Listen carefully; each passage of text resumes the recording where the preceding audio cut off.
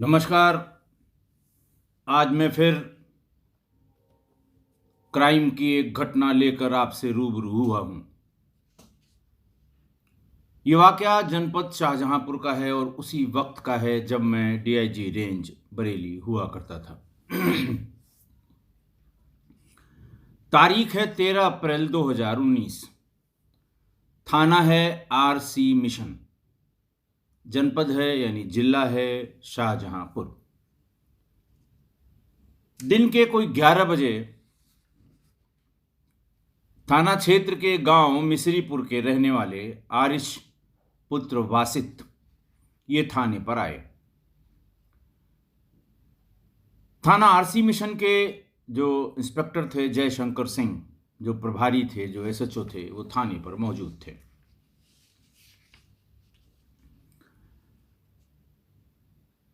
Aarish son of वासित ने ये बताया कि कल यानी 12 अप्रैल 2019 को मेरा खलेरा भाई यानी पत्नी के खाला का बेटा यानी पत्नी का खालाजाद भाई, जो मेरा खलेरा साला हुआ।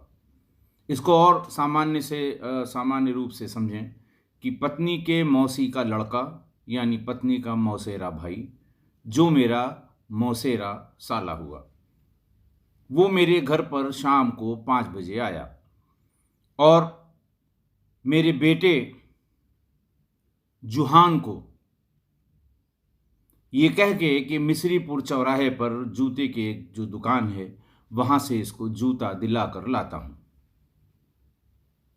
मेरे खलेरे भाई का नाम शहनवाज उर्फ लाला सन ऑफ सद्दीक, रेजिडेंट ऑफ नई बस्ती शाहजहांपुर। ये जगह शहर में बिल्कुल बीच में है। आरसी मिशन शहर का थाना है। आरिश ने आगे बताया कि वो जूता दिलाने के लिए ले गया, लेकिन जब बहुत रात तक नहीं आया, न मेरा बेटा वापस आया जुहान और न शाहनवाज आया, तो हम लोगों ने शाहनवाज के मोबाइल पर फ़ोन करने की कोशिश की। उसका मोबाइल फ़ोन बंद आ रहा है, स्विच ऑफ आ रहा है। हम लोगों को किसी अनहोनी की आशंका है, लिहाजा हमारी एफआईआर लिख के और मेरे बच्चे को ढूंढने की कोशिश की जाए। चूंकि एक नाबालिग बच्चे जिसकी उम्र 5 साल थी, उसके अपहरण की सूचना वो दे रहा था। हालांकि उसने अपहरणकर्ता का नाम नामजद नहीं किया। उसने कहा कि मुझे शंका है, यानी बइस्तबा उसने शहनवाज को अपने खलेरे साले का नाम लिखाया था, लेकिन सूचना गंभीर थी। एक बहुत छोटे नाबालिग बच्चे के अपहरण की सूचना। फौरन सभी अधिकारियों को बताया गया। जयशंकर सिंह खुद अपनी फोर्स लेकर उसके घर पर पहुंचे। सबसे पहला काम हुआ कि अपहरण का एक मुकदमा लिख दिया गया। मैं बहुत बार बता चुका हूं कि जरा सी लापरवाही में छोटे बच्चे के साथ कोई अनहोनी हो जाए तो सारे आरोप पुलिस पर आते हैं कि पुलिस ने थोड़ी जल्दी की होती तो ये हो जाता, पुलिस ने एफआईआर लिख ली होती तो ये हो जाता, पुलिस ने गुमशुदगी लिखकर टाल दिया, पुलिस ने ये किया, पुलिस ने वो किया।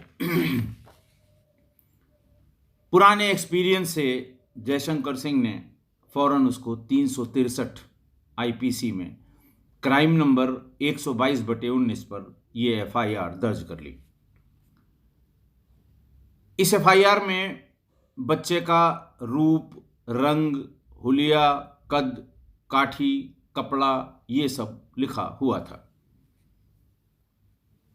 फौरन वायरलेस से अगल बगल के जिलों को सचेत किया गया, नाके लगवाए गए और ये कोशिश की गई कि अगर वो कहीं रास्ते में है तो उसको रोक लिया जाए और जो साथ में उसको ले गया है, जिसने अपहरण किया है, उसकी गिरफ्तारी सुनिश्चित की जाए। थाने के कुशल और अनुभवी सब इंस्पेक्टर्स और सिपाहियों को मिलाकर 2 टीमें बना दी गईं। पहली टीम के जिम्मे था कि railway station, bus stand, tempo stand, mall, बच्चों के घूमने की जगह, इन सब जगह जाकर देखा जाए। दूसरी टीम को वादी के खलेरे भाई शहनवाज के घर, उसके रिश्तेदारों, आसपास, इन सब जगह खोजबीन के लिए लगाया गया कि अगर कोई बात होगी तो पता लग जाएगी। दोनों टीमों ने अपना काम शुरू कर दिया। दूसरी वाली टीम जो शहनवाज के वेयरअबाउट्स को जानने के लिए लगाई गई थी, उसने शहनवाज से संपर्क करने की कोशिश की तो उसका मोबाइल स्विच ऑफ था। घर पर शहनवाज मौजूद नहीं था। सर्विलांस और एसओजी टीमों को फौरन बुला के संबंधित सभी लोगों के नंबर दे दिए गए। अगले दिन तक जब दोनों टीमें अपना अपना काम कर रही थीं, इसी बीच शहनवाज वादी मुकदमा आरिश के घर आ गया। सभी लोगों ने पूछा, तुमने मोबाइल फोन क्यों ऑफ कर दिया? बच्चा कहाँ है? उसने कहा, हमने उसी दिन आधे घंटे में उसको एक जूता दिलवाकर दरवाजे पर छोड़ दिया था। मुझे कहीं किसी काम से जाना था, इसलिए मैं बता नहीं पाया, लेकिन बच्चे को मैंने वहीं पर दरवाजे पर छोड़ दिया था। बात फिर उलझ गई कि जब इसने छोड़ दिया तो आखिर कौन ले गया। पुलिस ने उसको बुलाया, बिठाया, पूछताछ शुरू की। कुछ कुछ बातें उसकी थोड़ा उल्टी सीधी सी लग रही थीं, इसलिए पुलिस ने अपनी श्रेणीबद्ध पूछताछ भी की उससे। और जब उससे सब कुछ करने के बाद कुछ नहीं निकला तो उसे थाने से रुखसत कर दिया गया। यहाँ ये बता दूं कि सत्य बोलक यंत्र का भी प्रयोग किया गया, लेकिन कुछ निकला नहीं और थाने से रुखसत कर दिया गया। वो वहाँ थाने से गया ही था कि तकरीबन 1 घंटे बाद वादी के मोबाइल पर, यानी आरिश के, यानी जो बच्चा गुम हुआ है, जो अपहृत हुआ है, उसके बाप आरिश के मोबाइल पर एक टेलीफोन आया और टेलीफोन में कहा गया कि तुमने बहुत उछल कूद कर ली, हम लोगों को सब पता है, तुम्हारा बच्चा हमारे कब्जे में है, 10 लाख रुपए का इंतज़ाम करो, नहीं उसकी लाश तुम्हारे घर पहुंचा दी जाएगी। गंभीर बात थी, परेशान करने वाली बात थी। आरिश तुरंत क्राइम ब्रांच के जिन लोगों ने उनसे संपर्क बनाया हुआ था उनको ये बात बताई। एक लाइन उसने और कही, अपहरण के लिए 10 लाख रुपए देने वाली, कि मेरी बीबी अफरीदी को 25,000 रुपए फौरन भिजवा दो। सारी बात, सारा कन्वर्सेशन क्राइम ब्रांच के लोगों ने उनको, उनकी पत्नी को और सभी रिश्तेदारों को ये बता दिया था कि रिकॉर्डिंग कैसे ऑन करेंगे फ़ोन में। सारे लोगों की रिकॉर्डिंग ऑन करके रखी गई थी ताकि कोई कॉल आती है तो उसको रिकॉर्ड करके रखा जाए। ये जो रैंसम कॉल आई थी, इसको भी वादी ने रिकॉर्ड कर रखा था। बार बार इसे सुना गया। बैकग्राउंड से ये जानने की कोशिश की गई कि आखिरकार ये कहाँ से फ़ोन किया गया है। उस नंबर के सीडीआर को तुरंत, जो मिनिमम पॉसिबल टाइम जो लग सकता है, उसमें मंगाया गया, मंगाने की कोशिश की गई। इस बीच में अफरीदी का पता करना शुरू किया कि ये अफरीदी कौन है। तमाम लोगों से, सादे में लोग गांव में गए, मिश्रीपुर में, और अफरीदी समझ में नहीं आ रहा था, पता नहीं लग रहा था कि कौन अफरीदी और उसका शौहर कौन है। उसने कहा है कि मेरी बीबी अफरीदी को 25,000 फौरन पहुंचा देना, लेकिन उसका कोई वेयर अबाउट, उसका कोई पता उसने नहीं बताया। पुलिस 10-12 घंटे अफरीदी में उलझी रही कि आखिरकार कौन है। अगर ये मिल जाए तो सारी बातें पता लग जाएंगी, कौन बच्चे को ले गया है। खैर, उसने ये भी कहा, फ़ोन करने वाले ने, कि पूरा गांव तो पकड़ के पुलिस ले गई, कुछ नहीं मिला। खबरदार, अगर पुलिस से कोई बात हमारी तुम्हारी जो हुई है ये अगर पुलिस को बताई तो तुम्हें बहुत महंगा पड़ेगा। लेकिन आरिश के पास पुलिस को बताने के अलावा कोई रास्ता नहीं था। उसने ये पूरी बात पुलिस को बताई, सर्विलांस के लोगों को क्राइम ब्रांच की टीम से शेयर किया। इतनी देर में सीडीआर आ गई। सीडीआर जिस कस्टमर एप्लीकेशन फॉर्म पर ली गई थी वो फर्जी निकला। उस नाम पते का आदमी एग्जिस्ट नहीं करता। आजकल ड्राइविंग लाइसेंस, आधार और बाकी चीज़ों पर ये सिम दिए जाते हैं, लेकिन संभवतः ये रेडीमेड एक्टिवेटेड सिम लिया गया जिसको पहले से ही किसी एड्रेस प्रूफ पर एक्टिवेट करा लिया गया होगा, इसलिए ये बिल्कुल फर्जी निकला। अब कोई और चारा नहीं बचा, तो सीडीआर में बाकी जो जो कॉल की गई थी उसकी एनालिसिस शुरू हुई। फिर जब सीडीआर निकाली गई तो मोबाइल का IMEI नंबर भी मिल गया। किसी भी सीडीआर में IMEI नंबर मस्ट है, वो आपको मिलेगा।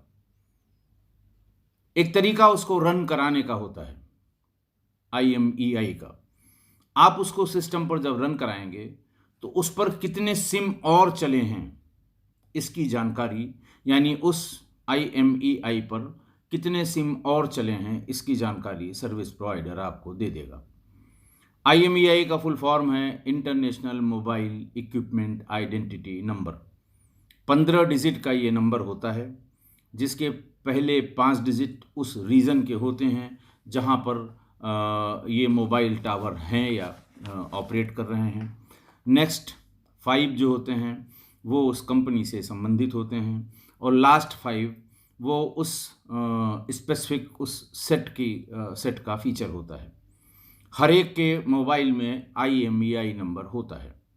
आप अपना IMEI नंबर अगर देखना चाहें तो आप *#06# ये दबा दें, आपको अपने फ़ोन का IMEI नंबर मिल जाएगा।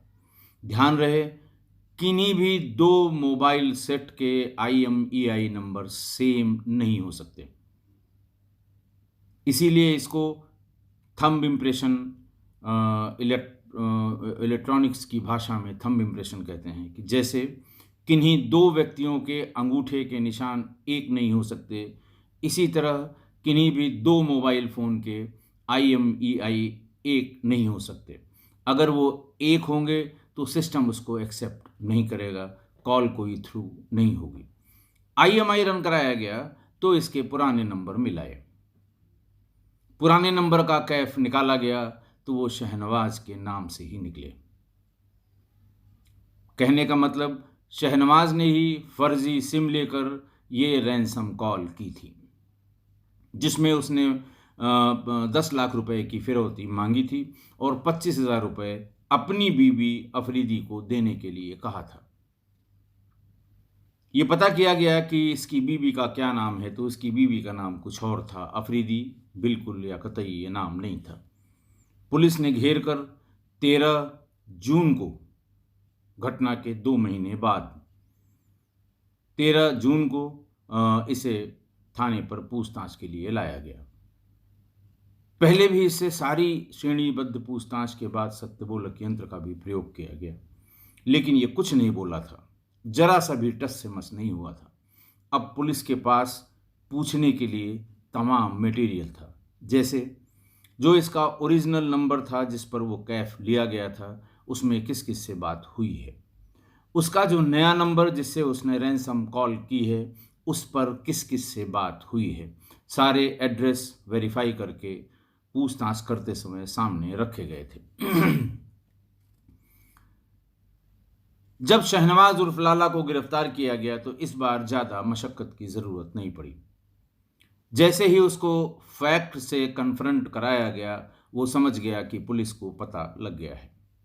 पहले ही वो अपना बुरा समय झेल चुका था और वो जानता था कि नहीं बताने का मतलब वो पूरी साइकिल फिर से रिपीट होगी।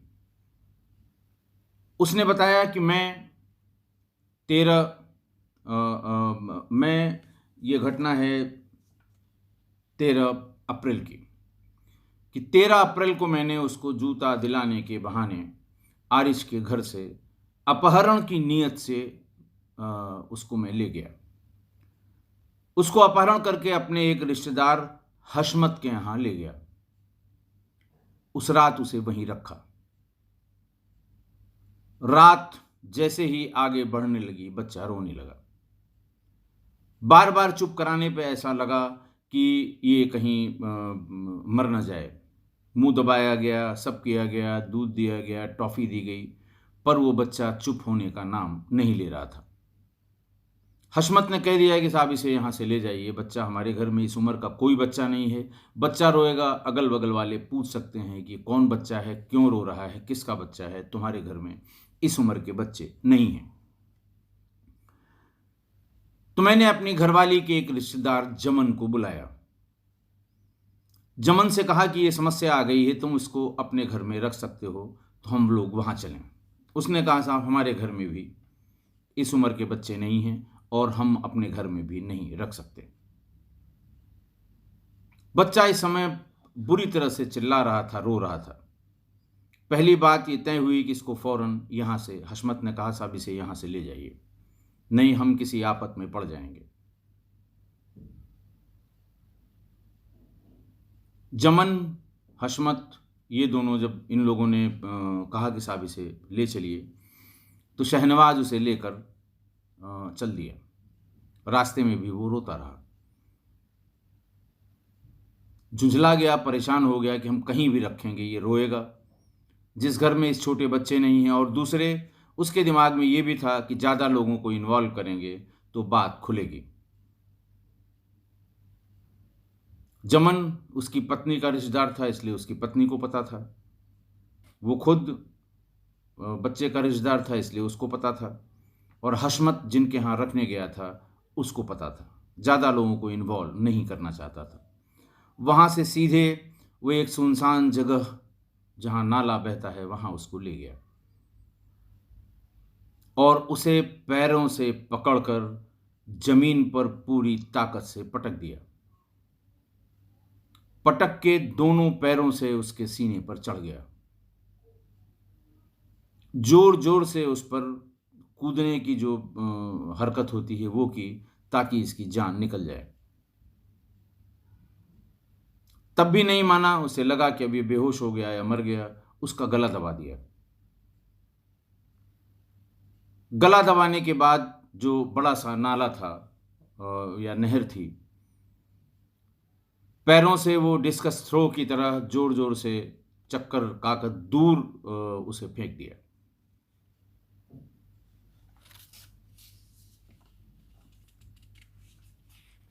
जब वो बता रहा था तो इंटरोगेशन करने वालों की भी सिहरन आ गई कि कोई आदमी ऐसा कैसे कर सकता है पैसे के लिए, रैंसम के लिए।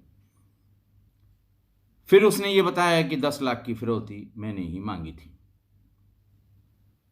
ये पूछने पर कि आखिर अफरीदी का नाम क्यों बता दिया, उन्होंने कहा पुलिस ढूंढ नहीं पाई, हमारी जिससे अदावत है उसकी बीबी का नाम अफरीदी है। मैंने जानबूझ के अपने दुश्मन का या जिनसे दुश्मनी है उनका नाम नहीं बताया कि पुलिस तो ढूंढ ही लेगी, पुलिस परेशान है। अखबारों में मैं पढ़ रहा था कि अफरीदी तक पहुंचेगी, फिर वो जिससे हमारी दुश्मनी है पुलिस उसको उठाएगी, ले आएगी, कूटेगी, पीटेगी, मेरा काम हो जाएगा। ये पूछने पे कि जब तुमने मार ही दिया तब किस बात की फिरौती तुम मांग रहे थे, उसने कहा साहब हमने उसी दिन मार दिया था, रात में। शाम को 5 बजे वहाँ से किडनैप करके ले आए थे। 8 बजे हम हशमत के यहाँ पहुँच गए थे। 12-1 बजे जब उसने बहुत चिल्लाना शुरू किया तो उसको लेके निकले थे और 1:30 बजे के आसपास ही उसे मार दिया था। पैसे की ज़रूरत थी मुझे और बहुत ज़्यादा ज़रूरत थी। मैंने कहा वो मर गया, इनको क्या पता कि वो मर गया। 2 दिन तक कोई हल्ला नहीं हुआ। फिर मैं बार बार रिपीट करने लगा कि मुझे पैसा चाहिए, तभी तुम्हारा बच्चा बचेगा। पुलिस वाले उसको सिखा रहे थे कि पहले बच्चे की आवाज़ सुना दीजिए। मैंने कहा कोई सवाल ही नहीं बच्चे की आवाज़ सुनाने के लिए, उसे सिर्फ और सिर्फ पैसे चाहिए थे, जिसके लिए वो टेलीफोन पे धमका रहा था। उसकी निशानदेही पर फौरन बच्चे की लाश उस नाले से बरामद कर ली गई और जो उसने घटना बताई, वो जो 364 यानी अपहरण की धाराएं उस समय जिस क्राइम नंबर पे लिखी गई थी, उन धाराओं को तरमीम किया गया। पहली धारा 302 हत्या की, दूसरी धारा 201 हत्या के साक्ष्य को छिपाना, तीसरी धारा 364A फिरौती के लिए अपहरण करना और 120B जिसमें वो लोग जो इसकी साजिश में शामिल हुए थे, ये उनके लिए था। उसको तो गिरफ्तार कर ही लिया गया, जो मैंने आपको बताया था,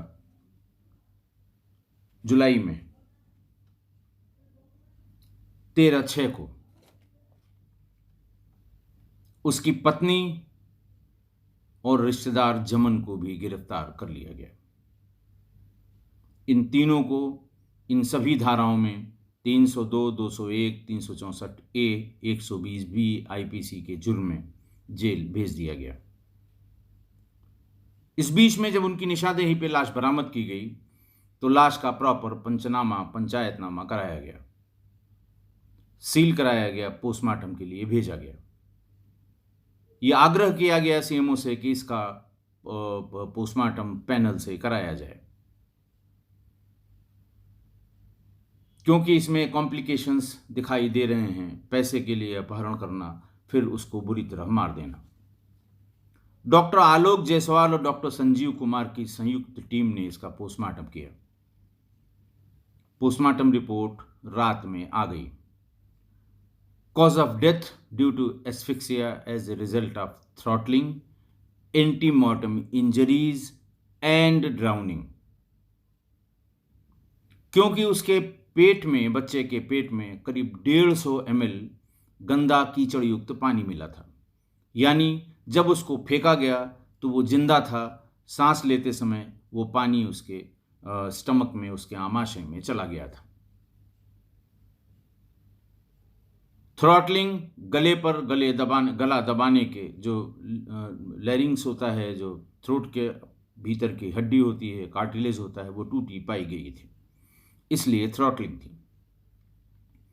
एंटीमॉर्टम इंजरीज उसकी 3 आई हुई थी। जब वो उसने उठा के पटका था पैरों से और पूरे ताकत से पटका था, तो उस समय जो चोटें आई थी, एक चोट बाईं आंख के ऊपर, एक चोट आंख पर, आंख, नाक और मुंह पर, और तीसरी नाक के ऊपर होठों के ऊपरी भाग में पाई गई थी। नाक के होठों के ऊपरी भाग में पाई गई थी, नाक के नीचे।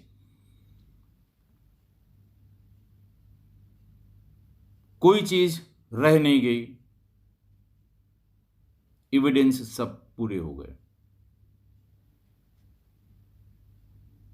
शहनवाज और बाकी 2 लोगों को मैंने बताया कि 13/4 को ही जेल भेज दिया गया। 13/4 की घटना थी, ये लोग 13/6 को, घटना के ठीक 2 महीने बाद जेल भेज दिए गए।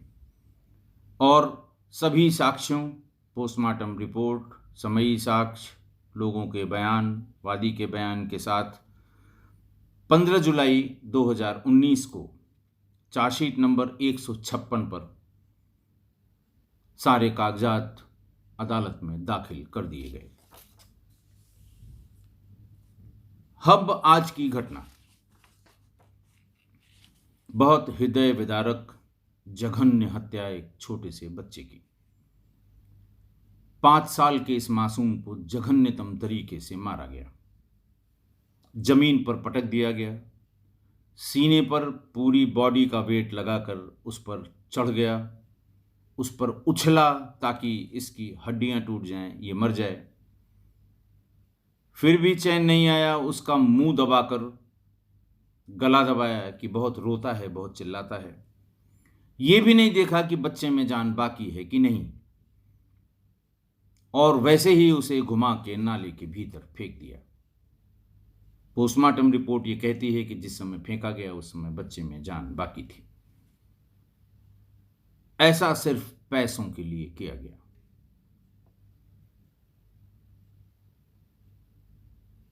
धमकाऊंगा, बताऊंगा कि मार दूंगा, तो इसका बाप पैसे दे देगा। इसके दिमाग में ये बैठ गया था कि बच्चे का बाप आरिश, उसके पास पैसा बहुत है और वो दे देगा। घटना खुलने के बाद भी जो एसएचओ थे जयशंकर सिंह, उन्होंने ये बताया था कि साहब मैं परेशान था कि ये आखिर इसी को क्यों टारगेट किया, जबकि इससे ज़्यादा पैसे वाले लोग उस गांव में थे, इसी उम्र के बच्चे भी उनके उसी गांव में थे। इसका घर तो फिर भी बहुत अंदर था। उन लोगों के यहाँ किडनैपिंग, इस तरह की किडनैपिंग करना बहुत आसान था। फिर भी सिर्फ इसी को, आरिश के बेटे को क्यों इसने टारगेट किया, 5 साल के इस बच्चे को क्यों टारगेट किया। उसने जब पूरी जांच पड़ताल की तो ये पता लगा कि आरिश के पास दरअसल पैसा तो बिल्कुल ज़्यादा नहीं था, बहुत सामान्य पैसे वाला था। उतना ही पैसे था जिसमें उसके परिवार का गुजर बसर हो जाता। वो दुबई कमाने गया था और संभवतः वहाँ पर कोई किसी फैक्ट्री में लेबर का काम करता था। काफ़ी समय बाद जब उसको घर की याद आई, घर उसको आना था, घर से दबाव होगा कि काफ़ी दिन हो गया है, एक बार घर घूम जाओ, तो उसने अपने मालिक से पैसे मांगे कि साहब मेरा पूरा हिसाब कर दीजिए, मुझे घर जाना है। मालिक ने आधे से थोड़ा ज़्यादा पैसा दिया, बाकी पैसा रोक लिया। हालांकि ये बहुत सामान्य बात है।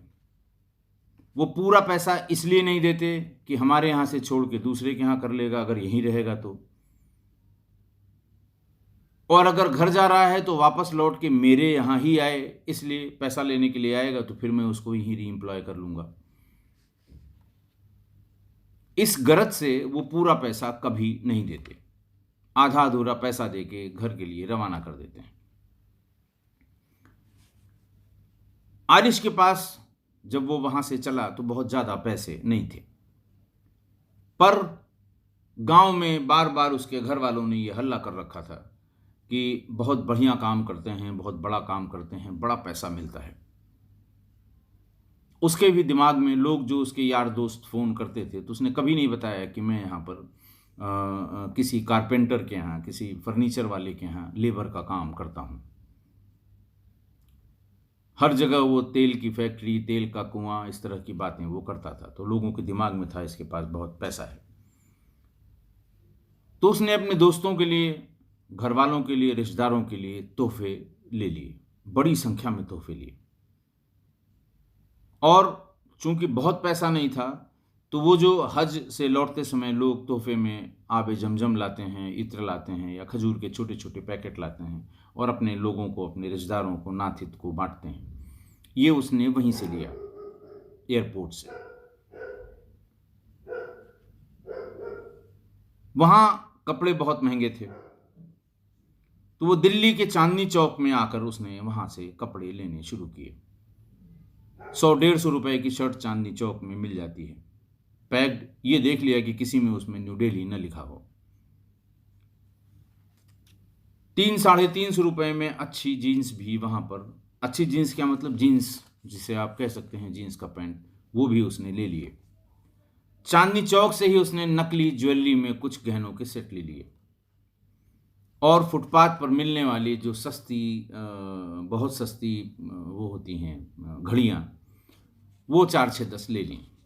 उसने अपना कैलकुलेट कर रखा था कि मुझे 30 आदमियों को, 40 आदमियों के लिए ये सब लेना है। बड़े बुज़ुर्गों के लिए वही इत्र, आबे जमजम और खजूर। जो एकदम साथ के हैं उनको जीन्स, टी शर्ट।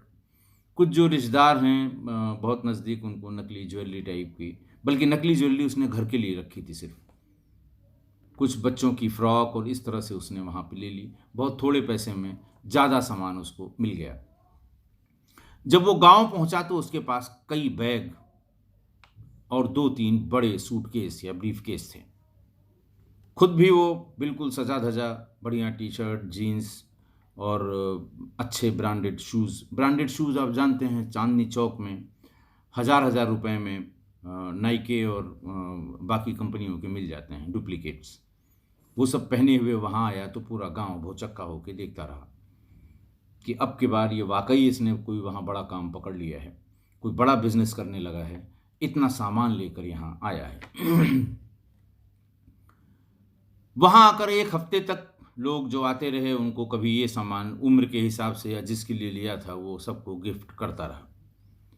किसी ने टोका भी कि भाई ये तो जो आप आबे जमजम ये लाए हैं ये तो हज करने वाले ले आते हैं। उसने कहा साहब मालिक हमारा बहुत बड़ा है और उसको हज पे जाना था तो वो मुझे भी ले गया। उसने कहा साहब वहाँ से इंडियंस का जाना तो बहुत मुश्किल है। उन्होंने कहा साहब इतना बड़ा आदमी है, किसी ने पूछा नहीं उससे, कोई तिकड़म लगा के वो मुझे अपने साथ हज कराने ले गया था, जहाँ मैं ये सामान ले लिया है मैंने आपके लिए, चचा ताऊ मामा खाला फूफा इन सब के लिए।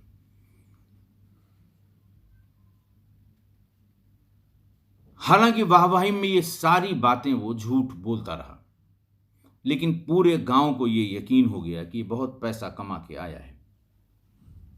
15-20 दिन बाद जो उसके नज़दीकी लोग हैं, और जो हमेशा होता रहा है, जब ये पता लग जाए कि इसके पास बहुत पैसा है तो कुछ नज़दीकी लोग, कुछ रिश्तेदार आके अपनी अपनी फरमाइश शुरू करते हैं कि मुझे बाज़ार में एक दुकान खोलनी है, कुछ पैसे उधार दे दो, साल भर में पूरा कर दूंगा, 2 साल में पूरा कर दूंगा। किसी ने कहा कि मुझे ट्रैक्टर लेना है, इतना पैसा मेरे पास है, इतना और दे दो, किराए पे चलवा लूंगा, पैसा मिल जाएगा, साल भर में उधार चुकता कर दूंगा। 20 बहाने बना के लोग आए, पैसा उसके पास था नहीं। उसने फिर झूठ बोला। उन्होंने कहा अभी हमें अपना इस फला में 2 बीघे में 1.5 बीघे में मकान बनवाना है, बहुत पैसा लगेगा इसमें, मकान जब बन के तैयार हो जाए तब आना, पैसा मेरे पास बचा होगा, मैं ज़रूर दे दूंगा। किसी को यह बताया कि मुझे अभी 20 बीघे ज़मीन खरीदनी है। तो इस तरह की झूठी बातें बताता रहा तो लोग, और उनका संकल्प बहुत दृढ़ हो गया कि ये बहुत पैसा कमा कर आया है। इन्हीं या ऐसे ही पैसे मांगने वालों में शहनवाज भी था। उसने भी आरिश से किसी बहाने से पैसे मांगे। आरिश ने उसको भी चलता कर दिया, टाल दिया, एक दूसरा तीसरा कोई बहाना बना के उसे टाल दिया। शहनवाज को ये बात बुरी लगी कि मैं इनका खलेरा साला हूं, मैं इस समय हाथ बहुत तंग है, बहुत कड़की में चल रहा हूं, थोड़े से पैसे मांगे ये उधार नहीं दे रहे हैं, पैसा तो मैं इनसे ले ही लूंगा। वो वहां से चला गया, तभी उसके दिमाग में ये शैतान दौड़ने लगा कि बेटे को अगर उठा लूंगा तो ये पूरा पैसा जो मैं मांग रहा हूं वो दे देगा, और यही किया भी।